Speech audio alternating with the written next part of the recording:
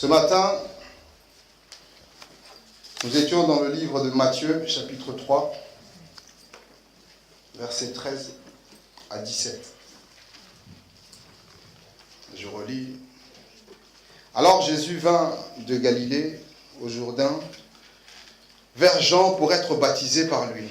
Mais Jean s'y opposait en disant, « C'est moi qui ai besoin d'être baptisé par toi, et tu viens en moi. » Jésus lui répondit, « Laisse faire. Maintenant, car il est convenable que nous accomplissions ainsi tout ce qui est juste. » Et Jean ne lui résista plus.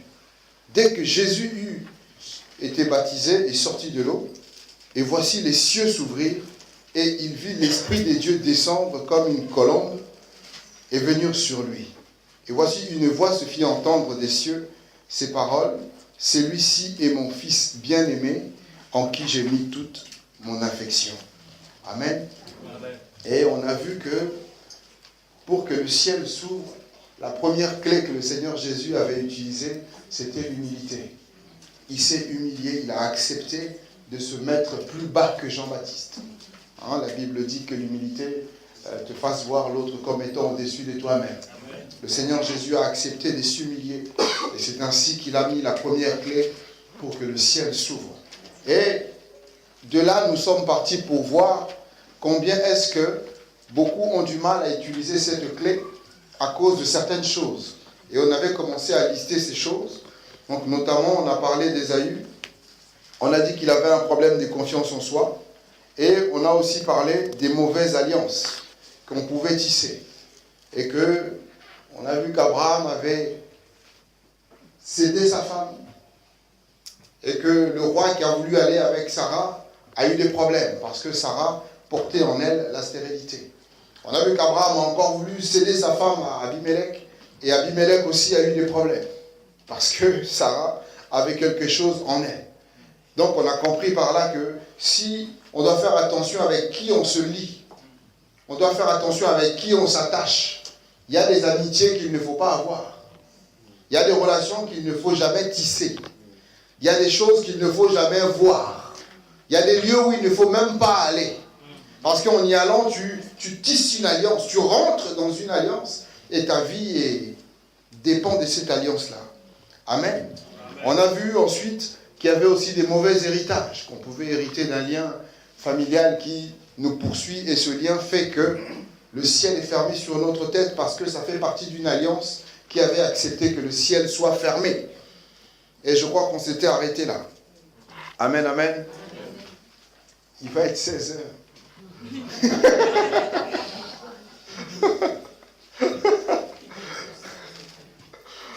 Moi, je range mes notes.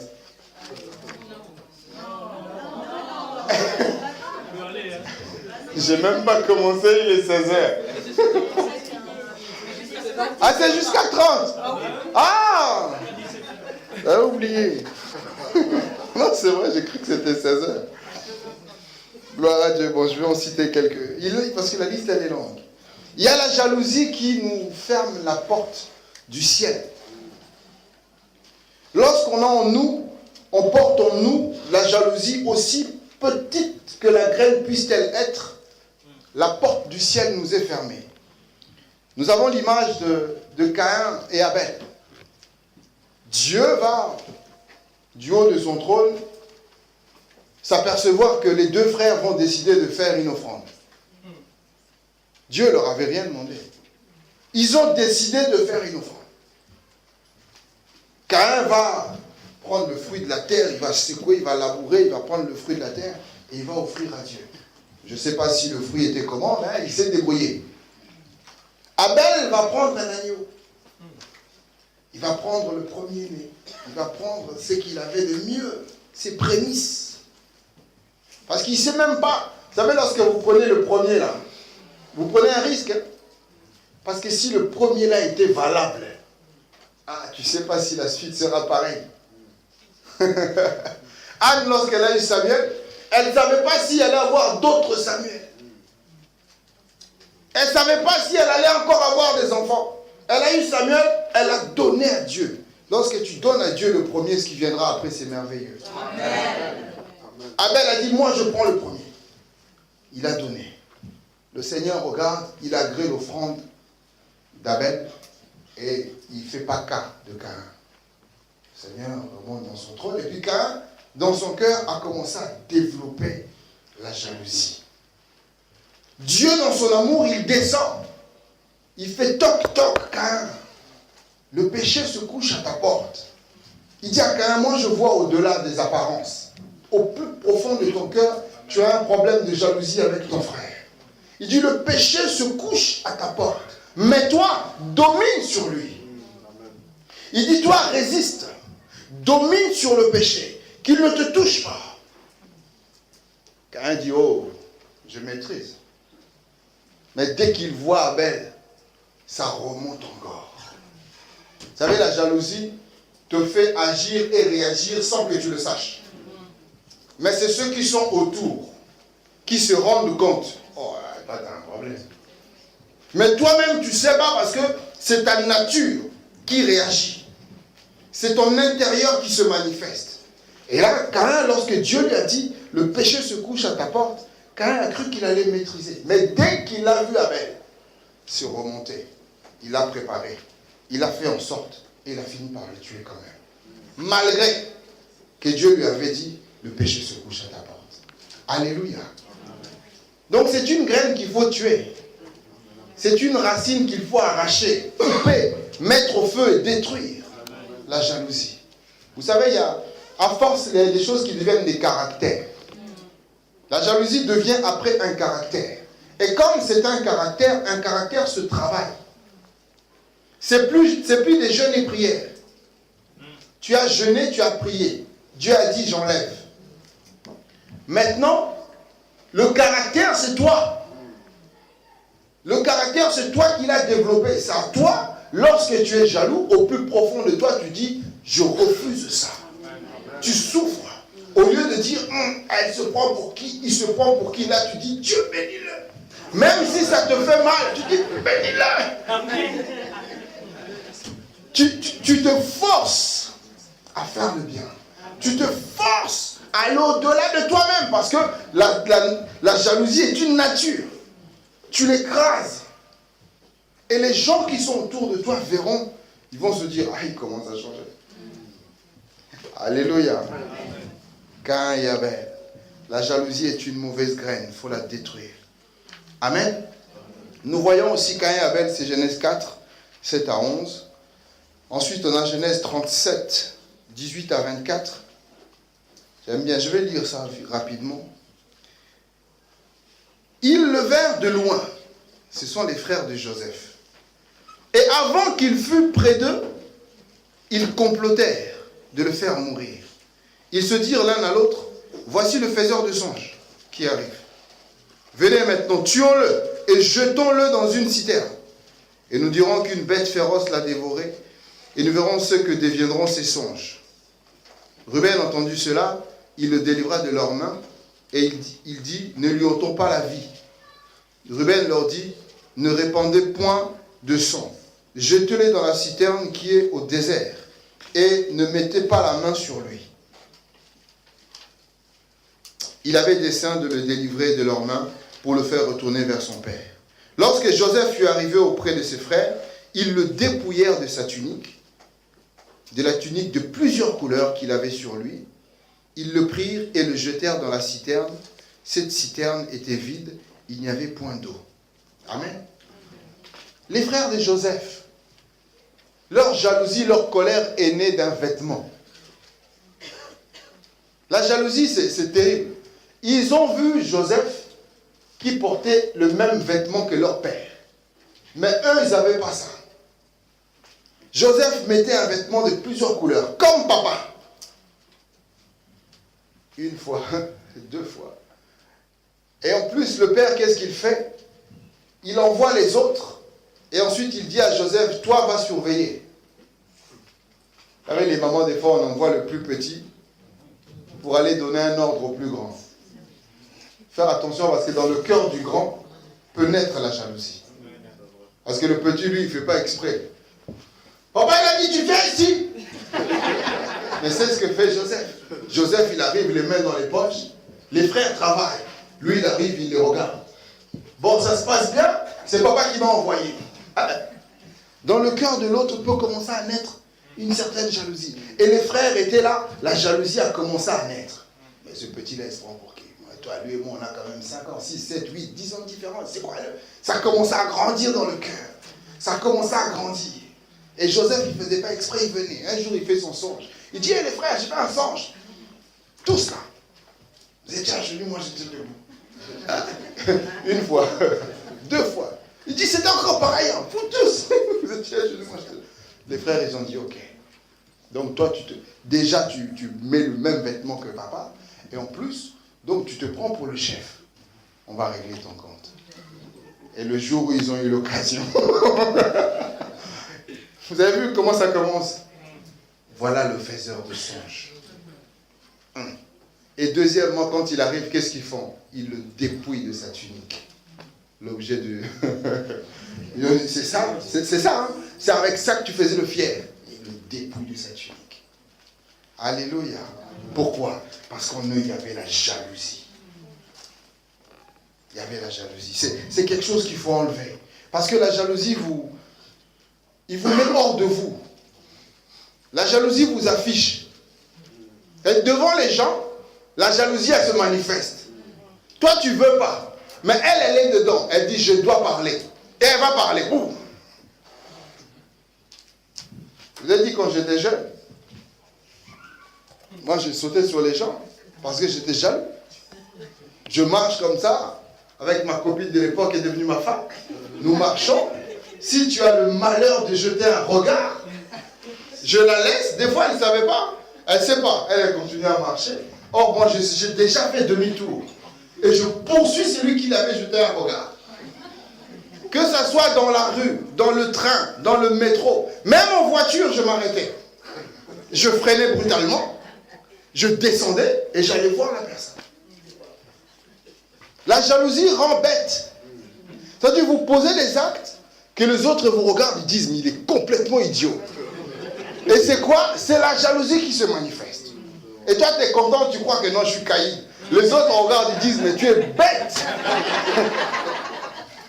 Donc, comme la jalousie est bête, il faut la tuer.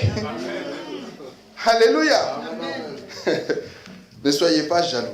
Parce que dès lors que nous faisons naître ces choses-là dans le cœur, le Seigneur ferme le ciel. Parce qu'une fois qu'ils ont fait ça, il a fermé le ciel. La Bible dit là où ils sont partis, ils sont restés 1 an, 2 ans, 3 ans. À un moment donné, il y a eu famine. Ils ont cherché partout, rien. Le ciel était fermé. Ils étaient obligés de retourner, d'aller jusqu'à l'objet, jusqu'à Joseph. Et ils ont fini par faire boum. Et dès lors qu'ils se sont humiliés, quand ils ont utilisé la clé, ils se sont humiliés. Le Seigneur a ouvert les écluses des cieux. Ils ont eu à manger. Mais il fallait qu'ils s'humilient d'abord. Amen. La jalousie nous ferme la porte du ciel. Amen, amen. Encore un autre point, la méchanceté gratuite. Il y a des gens qui sont méchants mais gratuits. La méchanceté gratuite, c'est-à-dire l'autre ne t'a rien fait. Mais tu t'assois, tu dis comment je peux l'embêter. Malheureusement, même parmi les enfants de Dieu, ce sont des choses qui se font. Lui, il a avec sa cravate. Un jour, il faut que je lui montre. Mais tu vas lui montrer quoi? Alléluia. Juge 11, 1 à 3. Jephthé le Galaadite était un vaillant héros. Il était fils d'une femme prostituée et c'est Galaad qui avait engendré Jephthé. La femme de Galaad lui enfanta des fils qui, devenus grands, chassèrent Jephthé et lui dirent, tu n'hériteras pas dans la maison de notre père, car tu es fils d'une autre femme. Et Jephthé s'enfuit loin de ses frères et il habita dans le pays de Tob. Des gens de rien se rassemblèrent auprès de Jephthé et ils faisaient avec lui des excursions. Là, c'était une famille. Jephthé, fils de prostituée, son père a quitté la maison, il est parti faire un enfant ailleurs. C'est lui-même le père qui a fait ça. Après, il prend l'enfant, il l'emmène dans le cercle familial. Et les fils de la famille En grandissant, ils ont dit, mais après tout, tu n'es pas notre frère. Tu es le fils d'une prostituée. Tu n'es pas comme nous. Tu n'es pas avec nous. Ils ont commencé à le maltraiter. La Bible a fait court. Ils ont commencé à le maltraiter. Parce que pour que quelqu'un fuit de la maison, il a fui. Hein. Pour qu'il parte en courant, ça veut dire qu'il le maltraitait. Ils ont commencé à le maltraiter. Méchanceté gratuite, il n'y avait rien. Ils l'ont maltraité, il a fini par partir de la maison. Il a fui. Méchanceté gratuite. Il n'avait rien fait. Son problème, c'était juste qu'il était fils d'une prostituée. C'était tout, c'était ça son problème. Alléluia. Je ne sais pas s'il y a ici des familles recomposées où l'enfant de l'autre, tu commences à le maltraiter. Non. Il faut faire attention, il y a des Jephthé dedans. Vous voyez comment le verset commence? Jephthé, le gars là, a dit, tu étais un vaillant héros. Mais on ne nous dit pas ce qu'il a fait. On dit que c'était un vaillant héros. Et dans cette famille, on commence à le maltraiter. Il finit par partir. Après, lisez à la maison. La Bible dit qu'à un moment donné, ils ont eu des problèmes. Ils ont eu des problèmes et ils se sont souvenus que Jephthé était un vaillant héros. Vous savez, un héros, même si il a des qualités, mais s'il y a trop de souffrance, il finit par fuir. Malgré son courage et tout, mais si parmi ses frères, il y a un problème, il finira par s'en aller. Jephthé est parti. Mais le jour où ils ont eu le problème, ils ont cherché autour d'eux. Qui est capable de nous aider? Ils ont dit, mais c'est Jephthé. C'est celui qu'on a chassé. C'est celui avec qui on était méchant. C'est celui qu'on maltraitait. Il n'y a que lui qui peut nous aider. La Bible dit, ils se sont... Ils ont dit, il n'y a qu'une seule clé. On doit s'humilier. Ils se sont humiliés. Ils sont allés voir Jephthé. Ils lui ont demandé pardon. Et Jephthé est revenu. Il s'est mis à leur tête. Et il a gagné des batailles. Amen. Amen, amen. Amen. Il faut s'humilier. C'est la première clé. Sinon, tout est fermé. Amen. Amen. La Bible nous parle aussi dans 1 Samuel 1, au verset 6 à 7. Je lis juste ça. Ça vous fait beaucoup de lecture à la maison. La Bible dit, sa rivale lui prodiguait les mortifications pour la porter à s'irriter de ce que l'Éternel l'avait rendu stérile. 1 Samuel 1, 6 à 7. Et toutes les années, il en était ainsi. Chaque fois qu'Anne montait à la maison de l'Éternel, Pénina la mortifiait de la même manière. Alors elle pleurait et ne mangeait point. La Bible ne dit pas que Anne avait un problème. La Bible dit l'Éternel l'avait rendue stérile. Donc c'était un projet de Dieu. C'était le plan de Dieu. L'Éternel l'avait rendue stérile. Et il savait pourquoi. Mais Anne même ne savait pas pourquoi. Pénina non plus ne savait pas pourquoi. Maintenant, Pénina en a fait un sujet de joie. Elle se moquait. Elle se moquait. Elle l'a mortifiée. Elle était méchante, mais gratuitement, comme je dis. Il n'y avait rien. Des fois, il n'y avait pas sujet à. Mais elle sortait le sujet rien que pour blesser Anne. Alléluia. Mais lorsque vous lisez ce livre, la Bible que nous avons ici, on nous parle de Anne. On nous parle de fils de Anne. Mais après cette histoire, on ne nous a plus jamais parlé de Pénina. Ces enfants, on ne les connaît même pas. Mais l'enfant de Anne, on connaît l'enfant de Anne. Samuel. Alléluia. Amen. La méchanceté gratuite ne paye pas. Ça ne paye pas. Et aujourd'hui, malheureusement, les enfants de Dieu sont méchants gratuitement. Vendredi, j'ai parlé de Facebook. Facebook rend les gens méchants gratuitement. Les gens sont méchants gratuitement. Avec les histoires de cliquer à gauche et de cliquer à droite, là, les gens ils sont méchants gratuitement. Les gens se lancent des pics gratuitement. Il y a je ne sais pas, 3-4 ans, il y a une histoire comme ça, où une jeune fille s'est suicidée à cause de Facebook. À cause de Facebook. C'est-à-dire que ses amis ont pris une photo, qu'ils ont fait tourner sur Facebook. Comme elle ne pouvait plus se cacher, elle ne pouvait pas gérer son image, Elle ne pouvait plus aller à l'école. Ils ont déménagé. Elle a fait 2 ou 3 collèges. Tout le monde la connaissait. Elle a fini par se suicider. À cause de Facebook. Les gens sont méchants. Tu prends la photo, tu partages. Je partage. Tu partages une histoire où on insulte quelqu'un. Tu partages une histoire où on est en train de calomnier quelqu'un. Tu partages. Cette jeune fille s'est suicidée. Une méchanceté gratuite. Et les chrétiens sont méchants gratuitement. Ils cliquent « j'aime ». Mais quand tu cliques « j'aime » et que l'ami de l'ami connaît l'ami de l'ami, voit, mais ça fait mal. C'est un langage démoniaque. Hein?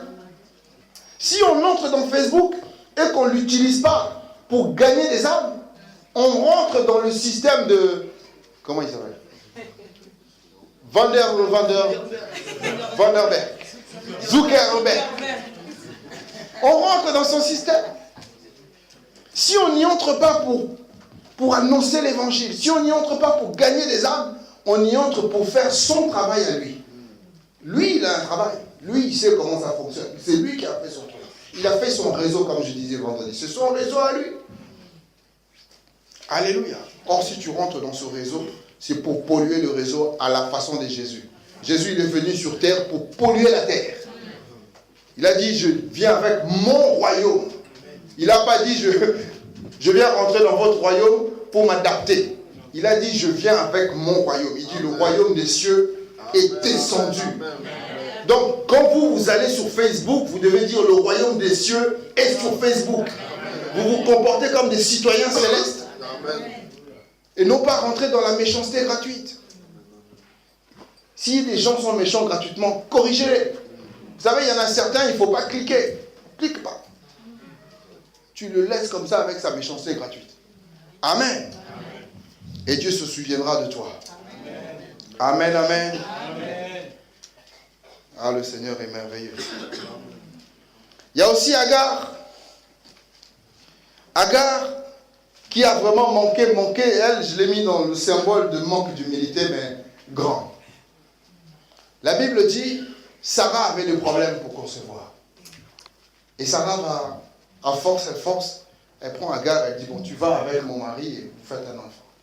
Agar fait l'enfant. La Bible dit, dès que Agar va être enceinte, elle va commencer à mépriser Sarah.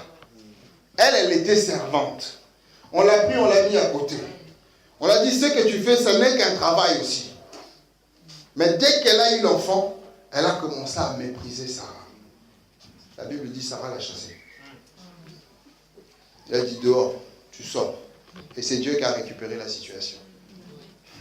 Et la deuxième fois, quand Sarah l'a chassée, Dieu a dit à Abraham, Sarah a raison. Laisse-la partir. Alléluia. Il faut savoir s'humilier. C'est très important. Amen. Encore un autre problème qui nous empêche ou qui nous ferme la porte du ciel, je vais très vite, c'est le manque de reconnaissance.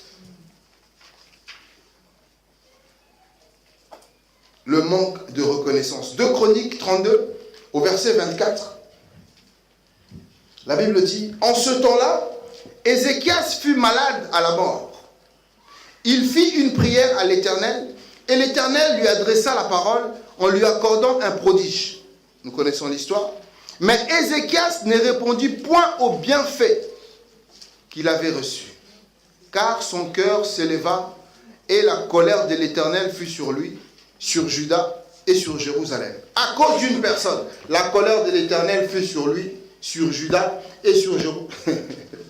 À cause d'une personne, sur une tribu, sur une ville, Dieu frappe toute une ville. Alors Ézéchias, du sein de son orgueil, s'humilia avec les habitants de Jérusalem, et la colère de l'Éternel ne vint pas sur eux pendant la vie d'Ézéchias. Ézéchias, il allait mourir. Il va contre le mur, il fait sa prière. Il a bien entendu, il fait sa prière. Dieu lui dit, je te donne 15 ans. Il était content. Dès qu'il sort de là, l'orgueil remonte dans son cœur. Il dit, c'est bon, Dieu m'a donné 15 ans, je peux faire ce que je veux. Dès qu'il a dit ça, Dieu dit, tu vas repartir. Toi, ta tribu et la ville dans laquelle vous êtes, vous allez avoir des problèmes. Dès qu'il a entendu ça, il s'est humilié. Et la colère de l'Éternel s'est apaisée. Bien aimé, quand Dieu nous fait du bien, il faut être reconnaissant. Il faut savoir dire merci. Amen. Il faut savoir dire merci. Dieu te guérit, tu ne veux pas témoigner. Dieu te bénit, tu ne veux pas qu'on sache que Dieu t'a béni. Il y en a même quand Dieu bénit, ils disparaissent. Ça dit dès que la bénédiction tombe, paf.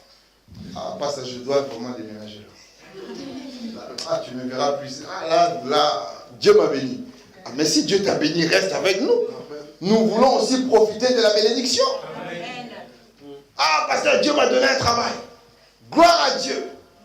Ah, mais je suis tellement fatigué, je n'ai pas le temps de venir en ce moment. Oh. Mais quand tu n'avais pas le travail, on te voyait. Quand Dieu t'a béni, tu ne viens plus. Il y a un problème. Il y a un manque de reconnaissance. Alléluia. Et dès qu'il y a ça, Dieu fait quoi? Il n'enlève pas la bénédiction. Tu as ta bénédiction, mais il a fermé. Donc, si la bénédiction était 10 €, le premier jour, tu utilises 1. Le deuxième jour, bizarrement, tu dois en utiliser 3. Le troisième jour, tu en utilises 4. Le dernier jour, tu te rends compte que j'ai plus. Et là, tu retournes vers Dieu. Tu dis, est-ce que tu peux me redonner encore les 10? Il fait comme s'il ne t'entend pas. Manque de reconnaissance, il ferme la porte du ciel. Il ferme. Avec Dieu, il n'y a pas d'habitude. Amen. Il faut être reconnaissant envers l'Éternel. Encore un point, c'est l'incrédulité. Marc chapitre 6 au verset 4. Je lis rapidement. Mais Jésus leur dit, un prophète n'est méprisé que dans sa patrie, parmi ses parents et dans sa maison. Il ne put faire là aucun miracle, si ce n'est qu'il imposa les mains à quelques malades et les guérit. Il s'étonna de leur incrédulité. Jésus parcourait les villages d'alentour et enseignait. Alléluia. Dans sa propre maison, ses frères, Jude ne croyait même pas en Jésus. Jude, là, qui nous a écrit, Jude, là, le livre de Jude que nous lisons. Jude, il ne croyait même pas à son frère. Il méprisait Jésus. Dans sa maison, on n'y croyait pas. On ne croyait pas en lui. Et le Seigneur regarde et dit, mais si on ne croit pas en moi ici, je ne peux pas faire de miracle. Donc quand tu ne crois pas en Jésus, la porte est déjà fermée. Tu peux dire Dieu, tous les dieux que nous voulons, mais si ce n'est pas Jésus, la porte est fermée. Amen, amen. Je saute tous les autres points. Je donne juste un verset où le Seigneur pose une question. Job 38 au verset 33. Dieu pose la question. Il dit, connais-tu les lois du ciel? Il dit, est-ce que tu connais les lois du ciel? Il pose la question à Job. Est-ce que tu connais les lois du ciel? Règles-tu son pouvoir sur la terre? Là, si on prend tout ce que j'ai cité avant, c'est quelqu'un qui ne connaît pas les lois du ciel. En fait, qui croit que Dieu, c'est quand tu pries, il répond. Dieu, c'est quand tu demandes, il fait. Il dit ici, est-ce que tu connais les lois du ciel?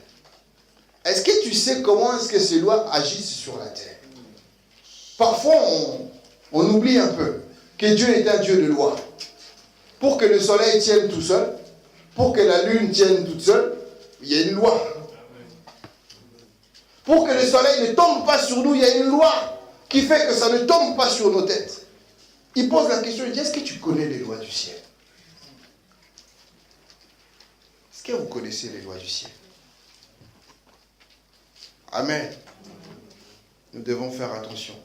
Il y a eu un autre incrédule dans la Bible, c'est dans 2 Rois 7. Un officier qui travaillait à côté du roi. Il y avait la famine dans la ville, et puis Élisée vient, il déclare, il dit, demain à la même heure, on aura de quoi manger. Ça sera tellement en abondance que le prix de la farine va baisser. L'officier le regarde et dit, même si Dieu ouvre une fenêtre dans le ciel, pareille chose ne pourra jamais arriver. Élisée le regarde et lui dit, tu verras la chose arriver, mais tu n'en profiteras pas. Incrédule. Et là, il a rigolé. Le lendemain, à la même heure, il voit des lépreux qui arrivent, qui lui disent, oh, là-bas, il n'y a plus personne. Chez les ennemis, là, il n'y a plus personne. Mais il y a à manger, il y a à boire, il y a de l'or, il y a des diamants, il y a tout. Ils n'ont pas cru. Ils ont envoyé un petit groupe de soldats. Les soldats sont partis, sont revenus. Ils ont dit au roi, c'est vrai, les lépreux ont raison. Il n'y a personne dans la ville. Dieu avait déjà opéré un miracle. pendant qu'Élisée était en train de dire ça, la nuit même, les Syriens, ils ont entendu des bruits comme s'il y avait une grande armée qui les attaquait. Ils ont tout lâché, ils sont partis sans se battre. Dieu a opéré une grande délivrance sans que le peuple se batte. Et quand Israël arrive dans la ville, il n'y avait plus personne. Ils ont tout laissé. Et là, tellement la nouvelle c'était une bonne nouvelle, la Bible dit, les gens ont commencé à courir. L'officier a voulu essayer de régler les choses. Il est tombé. Ils lui ont marché dessus. Et est mort. Il a vu la chose arriver, mais il n'en a pas profité parce qu'il était incrédule. L'incrédulité nous ferme la porte du ciel. La chose était devant lui, mais il ne pouvait pas parce que la porte était fermée. Alléluia. Nous devons faire attention. Il y a aussi la moquerie. Il y a des chrétiens moqueurs. Qu'un païen soit moqueur, d'accord. Mais que le chrétien soit moqueur, attention. Les chrétiens moqueurs. Il regarde son frère, il se moque. Ah, il est chaud. Il regarde son frère, il dit, oh, mais lui aussi il est petit comme ça. Ah, moi je ne peux pas épouser un petit comme ça. Moi je ne peux pas épouser une femme comme ça. Tu te moques. Alléluia. La Bible nous raconte une histoire des petits garçons. Ils ont vu Élisée passer et ils se sont mis à se moquer de lui. Ils ont dit, voilà le chauve qui passe. Voilà le chauve qui passe. La Bible dit, Élisée les a regardés avec un œil. Vous savez, l'œil du prophète. Le monde dit l'œil du tigre, mais là c'était l'œil du prophète. Il les a regardés. Je ne sais pas comment il a fait. Mais dès qu'il a regardé, la Bible dit, 2 ours se sont sortis de nulle part. Ils ont bouffé les enfants. Alléluia. Je ne sais pas où étaient les adultes à ce moment-là. Comment se fait-il que les enfants... Vous savez, des fois, il faut s'arrêter et poser des questions quand vous lisez la Bible. Comment se fait-il qu'autant d'enfants marchaient tout seuls? Où étaient les adultes? Dieu avait fermé la porte du ciel quelque part. Ces enfants se sont retrouvés tout seuls. Et ils se sont fait bouffer. Aujourd'hui, ça peut être un accident. Ça peut être n'importe quoi. Une maladie. Ça peut être n'importe quoi. Que Dieu peut permettre parce que tu t'es moqué d'eux. Alléluia. L'enfant de Dieu ne se moque pas.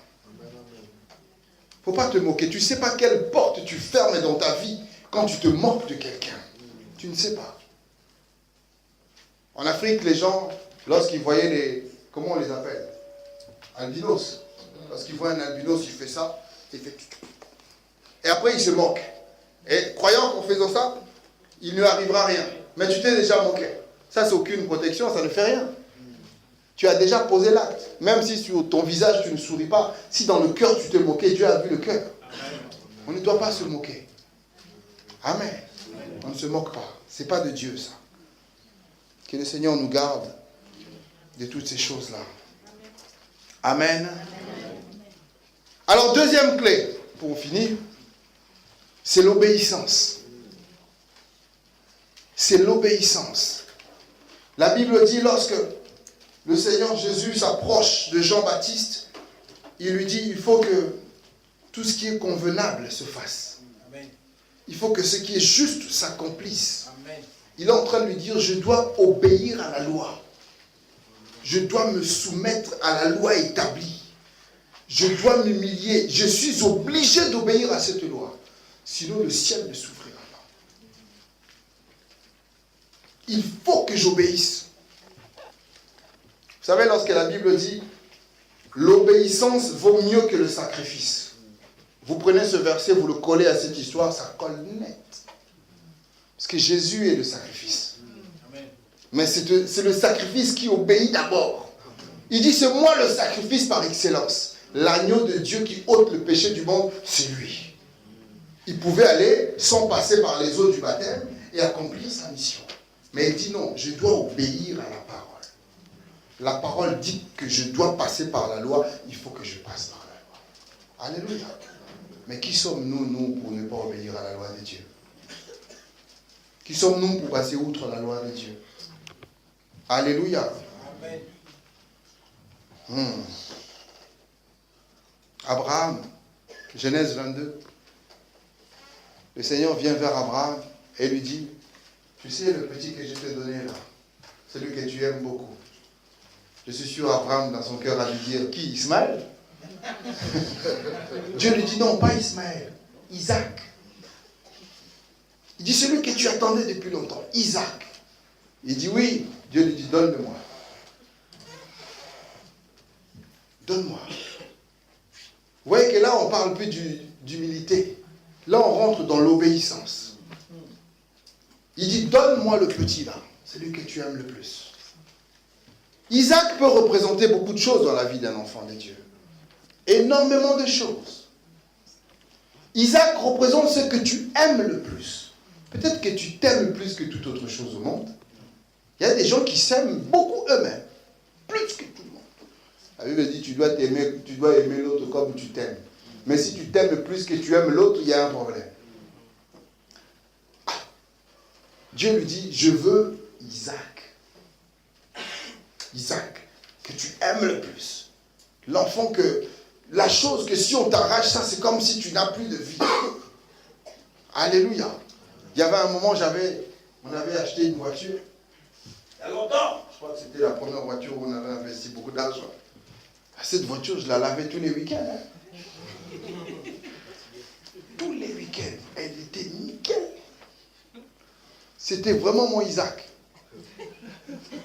Mais avec le temps, je crois même qu'on l'a abandonné quelque part. Avec le temps, Isaac est resté. Donc j'étais passé à un autre Isaac. Mais dans la vie, il y a toujours un Isaac quelque part. Il y a toujours quelque chose que tu peux, si tu ne fais pas attention, cette chose peut prendre la place de Dieu. Il y a une histoire qu'on lui raconte souvent, c'était un monsieur qui avait beaucoup d'argent. Il était avec sa femme et sa femme était tout pour lui. Et puis, la femme meurt. Il aimait tellement sa femme. Il dit, je veux lui construire, comment on dit? Le plus beau et le plus grand qui puisse exister. C'est là qu'on va enterrer ma femme. Il dit, le plus grand et le plus beau qui puisse exister. Le monsieur a commencé à sortir de l'argent. Il a commencé à construire son temple pour mettre sa femme. Il construisait. Ça a pris des années tellement c'était gigantesque. Et le corps de sa femme était dans une caisse en bois, mis à côté, avec les outils. Et au fur des années, les années passées, il venait vérifier son chantier. Est-ce que les travaux avancent? Est-ce que les travaux avancent? Et puis ça commençait à devenir de plus en plus beau. De plus en plus beau, de plus en plus beau. Et puis il arrive un jour, il voit la caisse là. Il demande aux ouvriers, mais qu'est-ce que ça fait là? Vous ne voyez pas que ça ne colle pas avec le décor? Il dit, jetez-moi ça à la poubelle. Donc la femme pour qui il a construit tout ça, il l'a jeté à la poubelle. Donc son Isaac a passé. Oups. Et il y a des chrétiens comme ça. C'est-à-dire la chose de Dieu devient plus importante que Dieu. La bénédiction devient plus importante que Dieu. Et qu'est-ce que fait Dieu quand c'est comme ça? Il y a des dons qui deviennent plus importants que le donateur. Dieu te donne un don, tu chéris plus le don que le donateur. Dieu ferme la porte. Tu ne comprends pas, le ciel est fermé. Tu dis, mais j'ai le don. Oui, tu as le don, mais celui qui l'a donné n'est plus avec toi. Satan est doué. Il est descendu avec tous ses dons. Dieu ne lui a rien enlevé, à part la lumière. Donc, toute la puissance qu'il avait là-haut, Satan était l'ange, un des anges les plus puissants dans le ciel. Amen. Toute la puissance qu'il avait là-haut, il est descendu avec. La Bible dit, Lucifer veut dire ange de lumière. Pourquoi ange de lumière? Parce que c'était lui qui était responsable, on peut dire ça comme ça, de la louange et de l'adoration à Dieu. Ça veut dire que c'est quelqu'un qui se mettait devant l'Éternel. Quelqu'un qui absorbait la lumière de l'Éternel. Quelqu'un qui parlait face à l'Éternel. Lorsqu'on adorait Dieu, ses adorations passaient aussi par lui. Satan est puissant. Et il est descendu avec toute sa puissance. Dieu ne lui a rien retiré, à part la lumière. Alléluia. C'est comme ça qu'il se déguise en ange de lumière. C'est comme ça qu'il fait les choses comme Dieu. Il fait comme Dieu, parce qu'il a vu Dieu faire. Mais ce n'est pas Dieu. Alléluia. Donc Dieu donne des dons, mais il ne les enlève pas. Les dons sont là. Les gens font des miracles, des grandes choses. Et tout le monde croit que c'est Dieu. Ce n'est pas Dieu. Ce n'est que le don, mais ce n'est pas Dieu. Dieu n'est pas là. Alléluia. Il dit à Abraham, donne-moi ton Isaac là. Abraham, il accepte. Il monte. Et puis par la foi, il dit, on va redescendre. Il monte, il arrive là-haut, il met Isaac. Il prépare le bois, il met le feu. Il prend le couteau. Il dit, si c'est toi qui as donné, tu redonneras aussi. Et là, Dieu dit, Dieu a pris sa clé. Pouf, il a ouvert le ciel. Mais rapide, il a ouvert le ciel. Il a dit, oh, ne fais pas ça. Il y a un bélier là. Tu n'as qu'à tuer le bélier, mais tu ne touches pas à Isaac. Le ciel s'est ouvert. Pourquoi? Parce qu'il a obéi. Amen. Il y a des choses dans ta vie où il n'y a pas besoin de jeûner. Peut-être tu attends ça depuis 15, 20 ans. Tu jeûnes, tu pries, il ne se passe rien. Ce n'est pas ça que Dieu te demande. Dieu veut juste que tu obéisses dans un domaine de ta vie. Amen. Juste ça. Tu obéis et tu vas te rendre compte que, oh, je suis délivré. Oh, la chose n'est plus là. Juste parce que tu as obéi à la parole de Dieu. Amen. L'obéissance vaut mieux que le sacrifice. Amen. Tu peux te sacrifier comme tu veux, mais si tu n'obéis pas à Dieu, il ne se passera rien. Amen. Amen. Le Seigneur Jésus, pour terminer, il dit à ses disciples, vous restez ici jusqu'à ce que le Saint-Esprit descende sur vous. La Bible dit, ils ont obéi. Ils se sont enfermés. Le Saint-Esprit est descendu parce qu'ils ont obéi. Amen. Lorsque Pierre s'est levé, lorsqu'il s'est mis à parler, ceux qui étaient autour, ils ont dit, wow, cet homme est influent, cet homme est dangereux. Plus de 3000 âmes se sont converties. 3000 âmes, juste parce qu'il a obéi. Alors que peut-être que quand Christ était sur terre avec eux et qu'il était parti en mission, il n'a même pas réussi à en gagner une seule. Parce qu'il faisait les choses selon lui, Pierre. Mais ce jour-là, quand il a obéi, le Saint-Esprit est descendu et il s'est passé quelque chose de terrible dans sa vie. Amen. 2 clés pour que le ciel s'ouvre sur nos vies, c'est l'humilité et l'obéissance. Amen. Que le Seigneur vous bénisse.